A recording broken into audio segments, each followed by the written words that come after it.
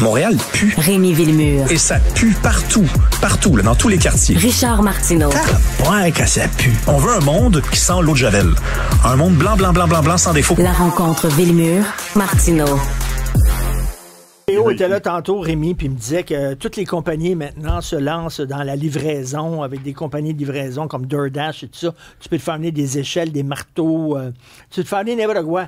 Les gens ne sortent plus de chez eux. Ils sont hyper casaniers. D'ailleurs, tu me parlais d'une étude qui dit on ne marche plus.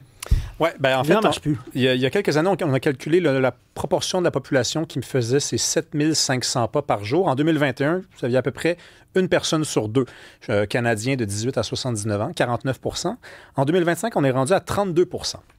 On est rendu à 32 %, donc on a une baisse de 17 %. En statistique, c'est beaucoup, 17 %. C'est une personne sur 5 de moins qu'il y a donc 4 ans qui fait pas ces 7500 pas dans une journée. Les triporteurs électriques, là, les gens qui se promènent, les petits buggy électriques, là, Stéphanie, là, il y en a qui en ont besoin, là, ils sont peut-être trop gros pour marcher, ou alors sont handicapés. Mais il y en a qui sont rien que paresseux. Je suis convaincu. Et peut-être aussi, Richard, que la marche a perdu ses lettres de noblesse parce que les chercheurs sont catégoriques. La marche, ça fait baisser de 38 % le risque de démence, de 22 % celui de dépression et de 14 % celui de diabète. Mais concentrons-nous sur la démence et la dépression. Pour les jeunes et les moins jeunes, je suis à peu près sûr que dans la conception qu'on se fait de quelqu'un qui marche seul et qui réfléchit, ben, il est probablement dément ou dépressif. Non, mais c'est vrai. Donc, les chercheurs nous disent, si vous marchez, vous allez être moins dépressif et moins dément. Puis je suis sûr que si vous demandez aux gens pourquoi vous marchez pas, ils disent, ben là, moi, ça va bien, ma vie, là. Pas besoin de marcher. Moi, j'ai des amis à qui je peux parler, je peux chatter, je peux regarder mes séries. Mais marcher, ça a perdu ses lettres de noblesse. C'est vu comme étant une Ce qui perte me de fait temps. capoter, c'est ceux qui marchent sur des tapis roulants à l'intérieur de gym, là. Tant qu'à marcher, marche dehors. Ben oui. Promène-toi dans un parc, marche, regarde, puis tout ça. Non, ils marchent puis regardent la télévision en marchant ou en courant sur un tapis roulant. Ouais. C'est quoi le but de tout ça, là? Ben, c'est parce que c'est pour dire, je pourrais pousser plus loin la réflexion, Richard, puis te dire même ceux qui comptent leur pas. Si c'est vraiment un objectif, mais seulement un objectif mathématique d'arriver à 7500 pas, mais tu n'as pas compris ce que ça pouvait t'offrir de marcher sans compter, juste partir une heure, une demi-heure, réfléchir, penser à ta vie, regarder l'horizon, même s'il est banal, de te poser certaines questions, réfléchir. Ça a perdu beaucoup de ses lettres de noblesse. Il n'y a plus de sens qu'on prête à cet exercice-là. De Gaulle faisait ça, là, il marchait souvent, puis c'est là qu'il prenait des décisions qui allaient changer l'avenir de son pays. La nuit porte conseil, mais les marches portent conseil beaucoup. Tu sais, si tu marches, regarde, moi en ce moment, là, je réfléchis beaucoup. Je fais une thèse de doctorat et je suis dans une impasse, dans un cul-de-sac. Je n'arrive pas à... Si je vais marcher ce soir, il risque de se passer quelque chose. Quelque chose qui ne se passera pas si je suis devant mon écran en train de lire sur ce sujet-là. C'est bizarre à dire, parce que quelqu'un me dirait, ben non, Rémi, fais juste te mettre au travail. Non, la marche, des fois, t'amène ailleurs. Ben, par définition. T'oxygènes. Ben oui, ben t'es oxygène. Là, tu vois autour de toi, il y a des odeurs, il y a des trucs qui sont pas prévus, mais on prévoit tout. On prévoit toujours tout et on est confortable là-dedans. C'est un peu ça que je m'en allais penser. Est-ce que le fait de marcher sans avoir d'objectif, sans avoir de but, ben, c'est peut-être plus ça qui nous allume? On dirait qu'on planifie tellement tout. Ben, je m'en vais du point A au point B, mais là, tu n'as pas de point B. Fait que c'est un peu comme déroutant de dire, ben, je vais aller marcher pendant une heure, mais où? Pourquoi? Moi, j'ai un souvenir. Je sais pas. Moi, j'ai un souvenir durant la COVID. Je prenais des longues marches avec ma mère et à un moment donné, on s'est rendu compte qu'on faisait le même itinéraire tout le temps. Puis on est arrivé au coin d'une rue où il y avait deux options. Puis on s'est regardé puis on s'est dit, on s'en va-tu à gauche, on s'en va-tu à droite? Puis là, on s'est dit, si on s'en va à gauche, par exemple, ça... Puis à un moment donné, je pense que c'est elle, c'est même pas moi, je me donnerais même pas le mérite. Elle m'a dit, tu sais, Rémi, au pire, il arrivera ce qui arrivera. T'sais. Au pire, ça sera plus long. Au pire, on ne sait pas ce qu'il y a de l'autre bord.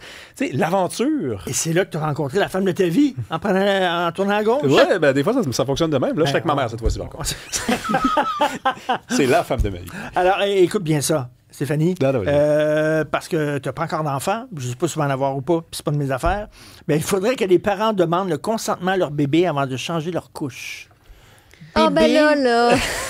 Tu veux-tu que maman change ta couche ou que papa change ta couche? Là, s'il fait Ça veut dire oui, puis s'il fait ça veut dire non. C'est quoi cette Ce sont des niaiserie-là? chercheurs, niaiserie, tu fais bien de le dire, regarde, ce sont des Niaiserie. chercheurs australiens qui ont établi que le consentement, ça commence dès l'enfance. Donc, évidemment, les enfants ne comprennent pas, ils n'ont pas de vocabulaire encore, mais pour qu'ils comprennent que leur corps est un temple et que n'y entre pas qui veut, et en réalité, c'est vrai, là, ben à chaque fois que tu changes la couche de ton enfant, tu devrais dire « je m'apprête à changer ta couche ». Et là, t'attends qu'il y ait quelque chose comme une autorisation. J'invente pas ça s'invente pas. C'est dans le Toronto Sun, OK? Stéphanie me regarde avec des gros yeux. Elle fait bien. C'est pas croyable. Non, Donc, les personnes âgées qui portent une couche, peut-être, effectivement, tu peux leur dire ça, mais des enfants en couche, ils ont quoi? Ils ont 2 mois? à 2 mois, 3 mois, 4 mois, 5 Christy. mois.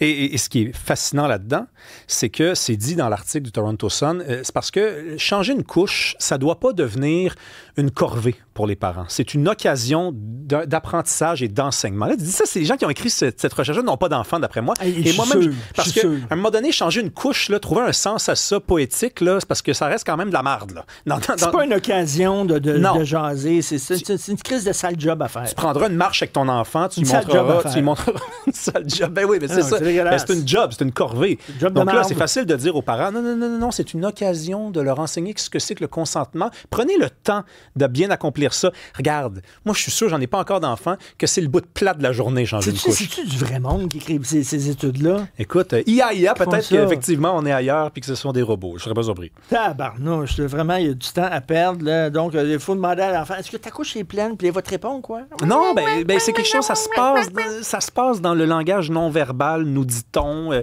Quand il ouvre les jambes, ça veut dire qu'il est prêt à accueillir les mains pour aller chercher ce qu'il a besoin d'être allé chercher.